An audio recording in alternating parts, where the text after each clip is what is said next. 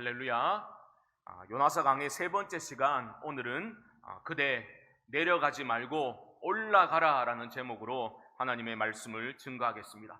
우리가 첫 시간에는 도망자라는 제목으로 말씀을 나누었고, 두 번째 시간에는 추적자라는 제목으로 말씀을 나누었습니다. 요나는 지금 하나님이 주신 그 사명의 자리를 박차고 미지의 도시인 그 풍요로움의 상징인 다시스를 향해서 도망치고 있습니다. 1년 이상 소요되는 긴 항해를 하기 위해서 엄청난 배삭을 지불하고서 지금 요나는 도망을 치고 있습니다. 무엇을 위한 도망입니까? 바로 자유입니다. 자유. 요나는 자유를 얻기 위해서 도망을 치고 있습니다. 하지만 요나가 구하고 있는 자유는 어떤 자유입니까? 바로 자기 자신이 중심이 된 자유입니다. 내 자신이 중심이 된 자유, 내 자신의 행복을 찾아서 요나는 떠나고 있다라는 것이죠. 이런 괘씸한 선지자를, 배신자를 하나님은 또 찾아 나서고 계십니다. 요나를 돌이키도록 만드시기 위해서 하나님은 큰 바람을 바다에 던지셨지요. 그리고 폭풍을 일으키셔서 요나를 추적하고 계시는, 포기를 모르시는 그 하나님을 우리는 지난 시간에 살펴보았습니다. 그렇다면 요나는 그러한 큰 폭풍 가운데 하나님을 다시 만나게 되고 하나님께로 돌이키게 되겠습니까? 참으로 궁금한 대목입니다. 요나서 기자는 폭풍 속에서 파선 일보 직전에 이런 그런 상황 속에서 두 종류의 반응을 대조적으로 묘사하고 있습니다. 바로 사공들과 요나 자신의 반응의 대조적인 모습입니다. 5절 말씀을 다시 보시면 이렇게 말합니다. 사공들이 두려워하여 각각 자기의 신을 부르고 또 배를 가볍게 하려고 그 가운데 물건들을 바다에 던지니라. 그러나 요나는 배 밑층에 내려가서 누워 깊이 잠이 든지라. 여러분, 지금 다시스행 배 위에서 벌어지고 있는 이야기를 이끌어가고 있는 핵심 단어가 두 가지 있습니다. 첫 번째는 바로 던지다라는 단어이고, 다른 하나는 두려워하다 혹은 경외하다라는 단어입니다. 이 두 가지 단어가 이야기를 이끌어가고 있습니다. 일단 하나님 보십시오. 하나님이 큰 바람을 바다에 던지셨지요. 그리고 사공들은 지금 두려워하면서 모든 짐들을 바다에 던지고 있습니다. 또한 결국은 요나가 바다에 던져지게 되지요. 그렇게 풍랑이 잠잠해짐으로써 사람들은, 특별히 사공들은 크게 두려워하면서 여호와를 경외하는 모습으로 이야기는 마무리가 되고 있다라는 것입니다. 지금 배 위에서 일어나고 있는 이야기를 우리는 선악간의 그러한 이분법적인 그런 대립적인 구도로만 읽으면 본문이 전달하고자 하는 메시지를 온전히 깨달을 수가 없게 됩니다. 무슨 말이냐면 이방인들이니까 이들이 하는 생각은 모든 게 어리석고 잘못된 것이고 죄악된 것이다 라고 단정 짓고서 본문을 읽게 되면 놓치게 되는 메시지가 있다라는 겁니다. 가령 예를 들면서 5절을 읽으면서 우리가 두려움에 사로잡혀서 살기 위해서 자기의 신들을 각각 부르고 있고 바다에 짐을 내던지고 있는 그 이방인 사공들의 모습을 보면서 우리는 이렇게 비웃으면 안 된다라는 것이죠. 아이고 어리석은 것들아, 헛된 우상에게 부르짖으며 도움을 구한들 무슨 소용이 있단 말인가, 쯧쯧 이러면서 그들을 비웃으면 안 되는 겁니다. 지금 요나서 기자가 우리에게 강조하고 있는 것은 하나님을 알지도 못하는 이런 이방인 사공들이 간절히 신을 부르짖고 있는 반면에 하나님의 사람인 요나는 깊은 잠에 빠져 있었다. 그 대조를 통해서 지금 누가 잘못된 것인지 우리에게 묻고 있는 겁니다. 이것이 억지 추측이 아닌 것이 지금 이방인 사공들은 부르짖고 있잖아요. 여기 사용된 부르짖다라는 단어는 언제 사용된 단어인가 하면 이스라엘이 선택받은 민족인 이스라엘 백성들이 이방 나라의 압제와 공격을 받게 될 때에 오직 하나님만이 우리를 구원하실 수 있습니다라는 믿음의 기초에서 부르짖을 때 사용했던 바로 그 단어를 이방인들이 사용하고 있다라는 겁니다. 누가 잘못된 겁니까? 부르짖고 있는 이방인들이 잘못된 겁니까? 아니면 깊은 잠에 빠져 있는 요나가 잘못된 것입니까? 이런 상황에서 배 밑층에 내려가서 깊이 잠들어 있는 그 요나의 모습을 우리는 어떻게 받아들여야 하겠습니까? 잠든 요나의 모습은 다층적인 의미를 가지고 있습니다. 일단은 하나님의 얼굴을 피해서 자유를 구하기 위해서 도망치고 있잖아요. 그러니까 지금 깊이 잠든 모습은 요나가 발견한 자유를 누리고 있는 모습으로 해석할 수도 있습니다. 자신의 모든 것을 올인했잖아요. 그렇게 구한 자유를 누리고 있는 요나의 모습으로 볼 수가 있겠죠. 하지만 하나님의 부르심을 외면하고서 도망쳐서 얻은 자유, 책임을 회피하고서 누리는 자유는 하나님이 큰 바람을 바다에 던져버리심으로 그런 자유는 일시적인 것이고 하나님이 행동하시면 산산이 부서질 수밖에 없는 그런 자유다라는 것을 또한 보여주고 있는 겁니다. 또한 깊이 잠들어 있는 그 요나의 모습은 영적으로 침체되어 있고 고갈되어 있는 모습이다라는 것을 보여주기도 하죠. 이런 식으로 하나님으로부터 도망칠 수 있다고 생각한 것 자체가 큰 착각이었다라는 것이 지금 드러나고 있는 것입니다. 이방인들은요, 살기 위해서 부르짖고 있는데, 최선을 다해서 행동하고 있는데 요나는 무기력한 모습으로 깊은 잠에 빠져 있다라는 것입니다. 여기서 지금 잠들어 있다라는 것이 어찌 육신적인 잠만을 의미하겠습니까? 일반적으로 잠이라는 것은 망각과 죽음을 그렇게 표현하는 것이죠. 상징하는 것입니다. 여기서는 죽음의 의미가 더 강합니다. 하나님으로부터 점점 멀어지고 있는 요나는 사실 자유에 더 가까워지고 있는 것이 아니라 어디에 가까워지고 있는 겁니까? 죽음에 더 가까워지고 있는 거예요. 이걸 어떻게 할 수 있는가? 요나서를 보게 되면 계속해서 요나는 내려가고 있습니다. 먼저 하나님의 명령을 받고서 요나가 취한 행동을 보시죠. 1장 3절 보시면 이렇게 말합니다.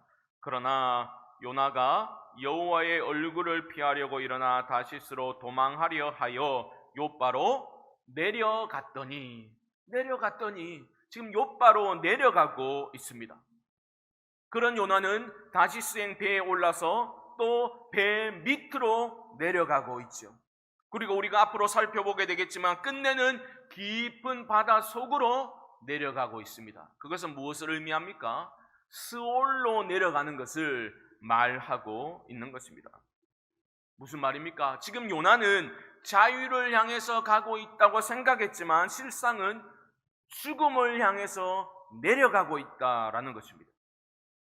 보십시오. 믿음의 사람들이 하나님의 부르심을 외면하고 자신의 이기적인 자유를 추구하기 위해서 도망쳐버리면 일시적인 자유와 평안이 주어지는 것 같지만 인생의 폭풍 속에서 그런 것들은 산산이 부서져 사라지고 마는 것이죠. 결국은 자유를 향해서 달려가는 것이 아니라 죽음을 향해서 달려가게 되는 것입니다. 자기 혼자만 죽습니까? 그렇지 않죠. 요나 한 사람 때문에 지금 얼마나 많은 사람들이 죽음과 사투를 벌이고 있지 않습니까? 이런 민폐가 어디 있습니까? 아니, 부정한 이방인들이니까 그들은 고생 좀 해도 신경 안 써도 되는 겁니까? 그렇지 않습니다. 성경이 말하는 거룩은 그런 게 아니지 않습니까? 성경이 말하는 거룩이라는 것은 배타적인 구분과 배제가 아니라 포용하는 구별 아닙니까? 거룩은 구별의 개념이지 차별이 아니라는 겁니다. 참된 거룩은 하나님의 것들로 충만한 하나님의 사람들이 삶에서 하나님의 뜻에 그 부르심에 온전히 순종함을 통해서 그 착한 행실을 통해서 세상 사람들이 보이지 않는 하나님을 보게 되는 모습으로 나타나야만 하는 것입니다. 우리의 말뿐만이 아니라 우리의 삶을 통해서, 우리의 착한 행실을 통해서 하나님 아버지께 영광을 올려드리는 것이 바로 거룩한 삶의 모습이다라는 것이죠. 그래서 우리 주님 산상수훈에서 말씀하셨지 않습니까? 너의 착한 행실을 통해서 하나님 아버지께 영광을 드리게 하라. 그런데 요나는 지금 정반대의 모습을 보여주고 있는 겁니다. 배 밑층까지 내려가서 깊은 잠에 빠져 있는 요나의 모습은 끝까지 지금 하나님께 저항하고 있는 모습을 보여주고 있는 겁니다.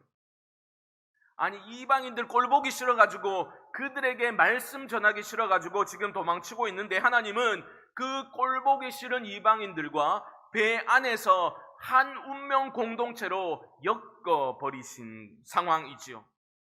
그런데도 요나는 계속해서 완고하게 행동하고 있습니다.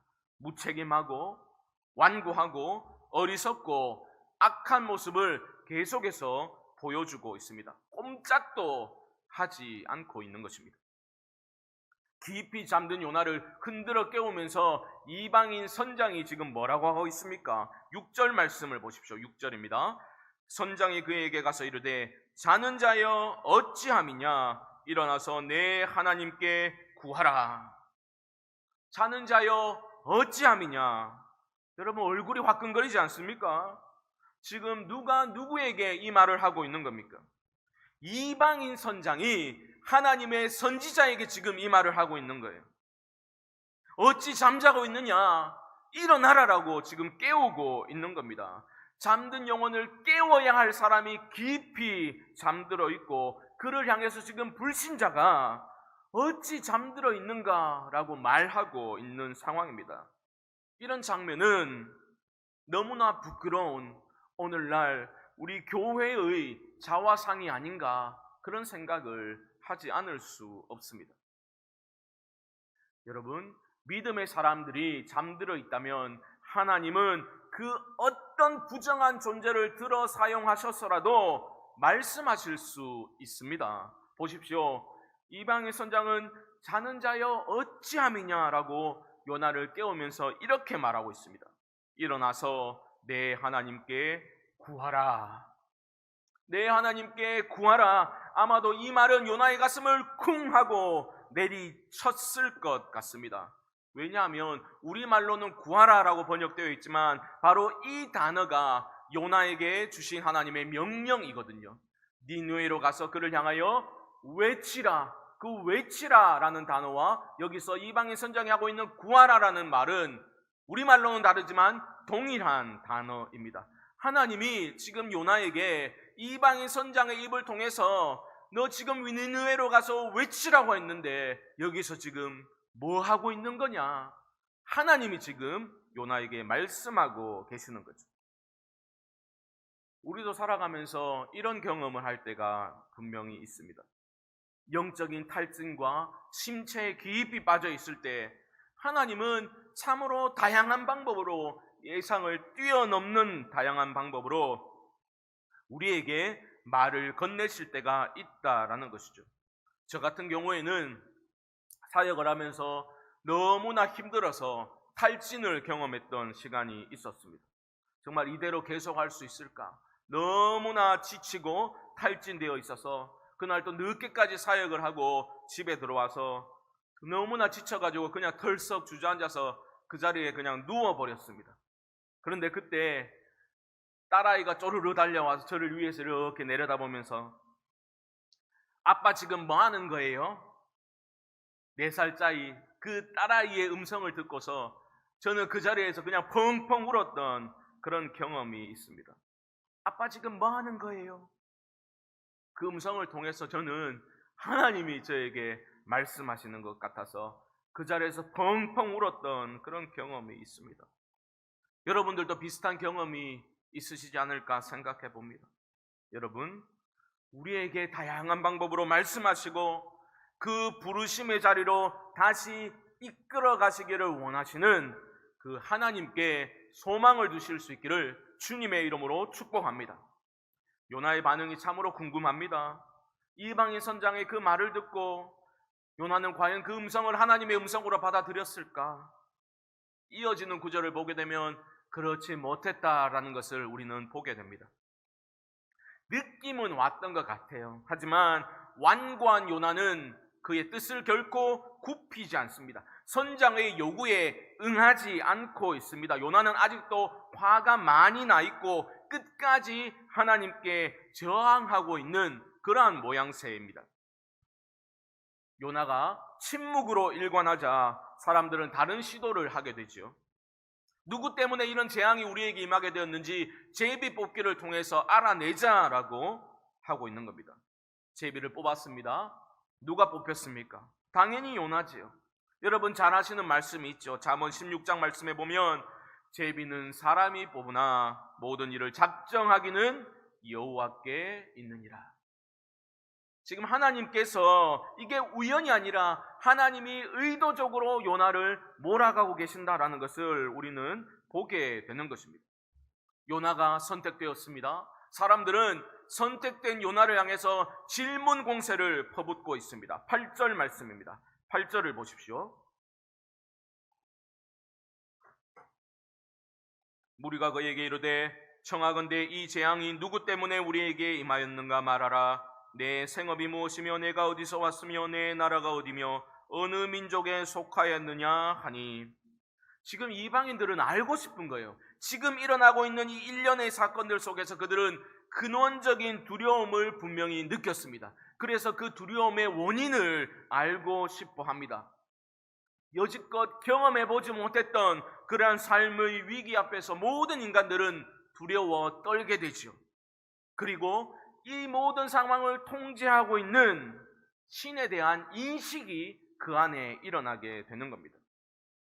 알고 싶은 겁니다. 이방인 선원들은 두려움의 근본적인 원인을 알고 싶어 했고, 동시에 선원들의 질문은 요나를 향한 하나님의 질문입니다. 하나님이 지금 묻고 계시는 거예요. 이방인들을 통해서 묻고 계시는 겁니다.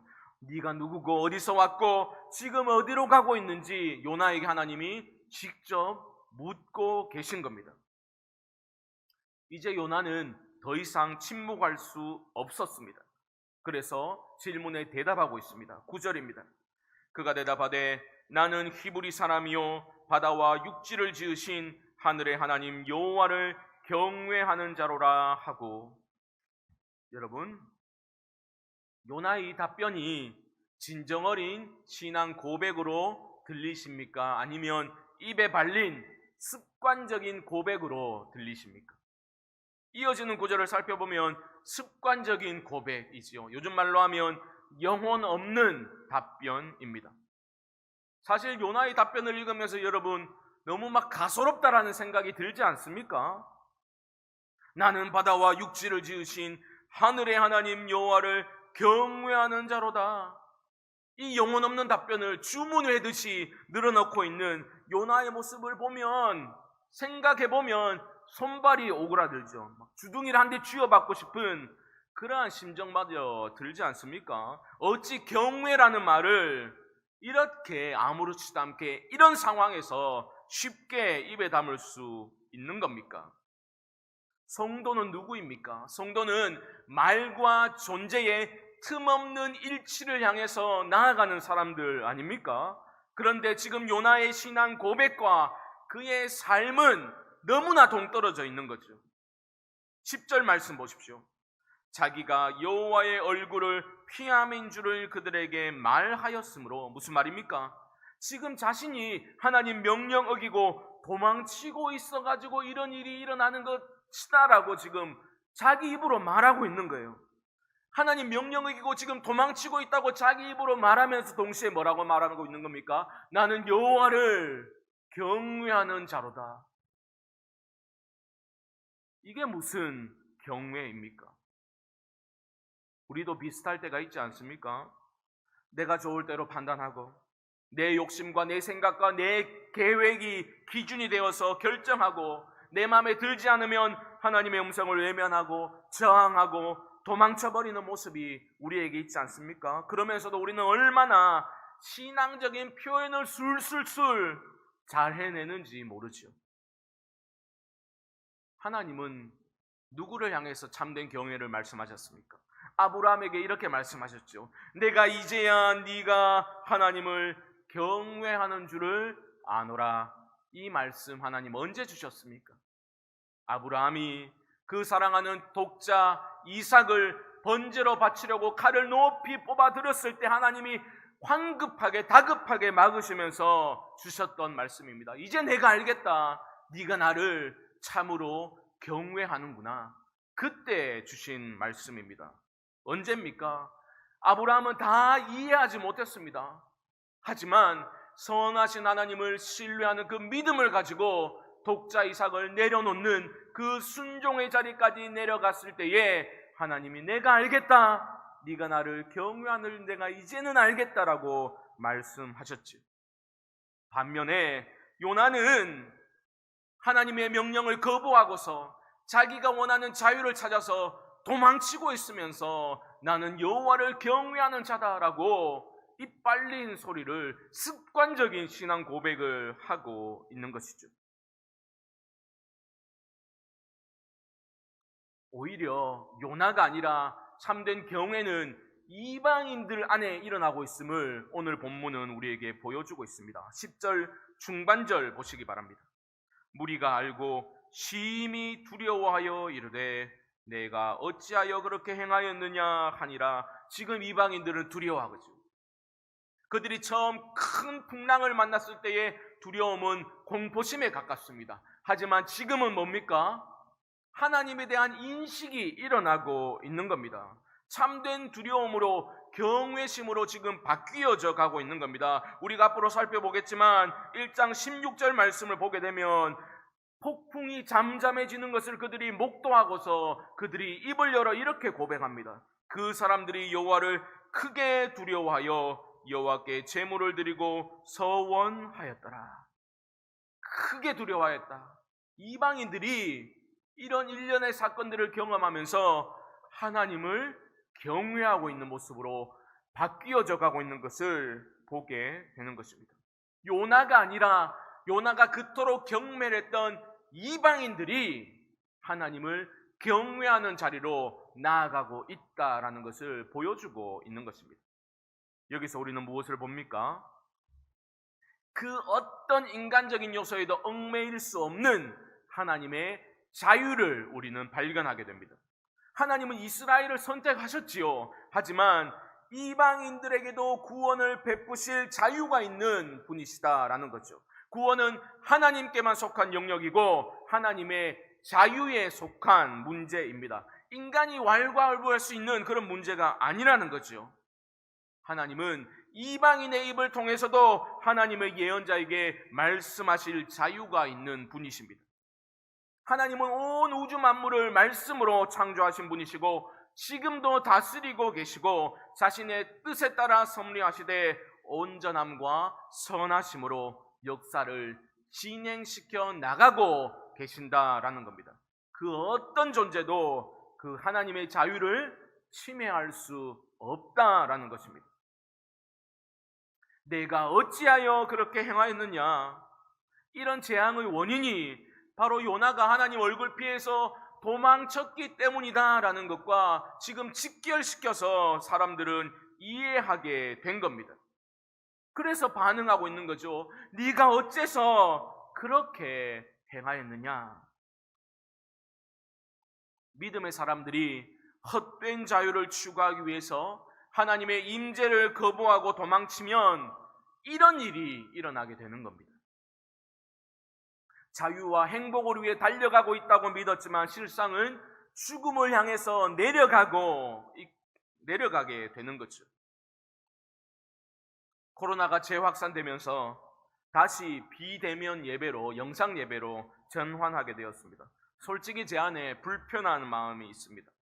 염려와 두려움도 찾아오고 심적으로 많이 위축되는 그러한 상황입니다. 마음이 위축되게 되면 원대한 비전이니 사명이니 이런 것들이 느낌이 사라지게 되죠. 무감각해지게 됩니다. 냉소적인 태도로 바뀌게 되는 겁니다. 이기적인 자유를, 이런 상황 속에서는 그냥 이기적인 자유를 추구하는 게 너무나 정당하고 합리적으로 보이게 되는 수많은 이유들이 쉽게 떠오르게 됩니다.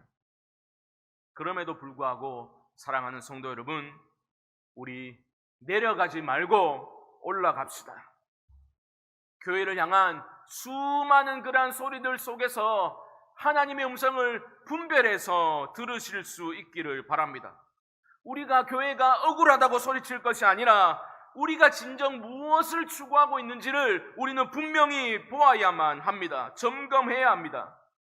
이 모든 위기 상황 속에서 한국교회는 하나님의 그 부르심을 외면하고 자기 욕망과 세속적인 가치들을 추구하면서 그 화려함 속에 안주하면서 깊이 잠들어 있는 우리의 민낯을 발견하고 그 모습 때문에 우리는 탄식하고 그 모습 때문에 우리는 분노해야 하는 것입니다.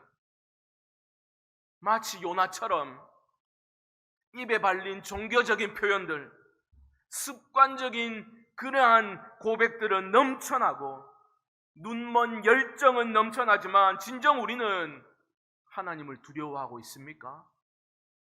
우리는 진정으로 여호와 하나님을 경외하고 있습니까? 이방인들을 보십시오. 어찌 그런 짓을 저질렀나? 그는 놀라고 있죠.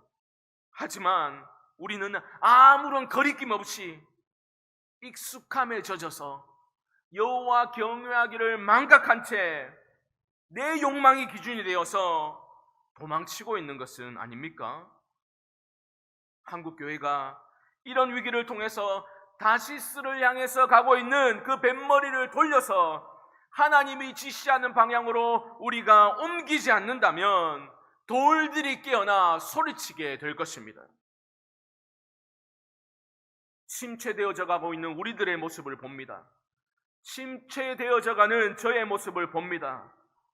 그래도 포기하지 말고 길을 쓰고 올라가야만 합니다. 하나님이 포기치 않으시기 때문입니다. 그러므로 사랑하는 성도 여러분, 다시 한번 주님의 이름으로 권면합니다. 실망스럽더라도 내려가지 말고 우리 돌이켜 올라갑시다. 부르심의 자리로 돌아갑시다. 본질을 회복합시다. 교회의 됨을 회복합시다. 여호와 하나님을 앙망합시다. 혼탁한 세상의 그 현실에만 우리 매몰되지 말고 소망을 가지고 하늘을 우러러 봅시다.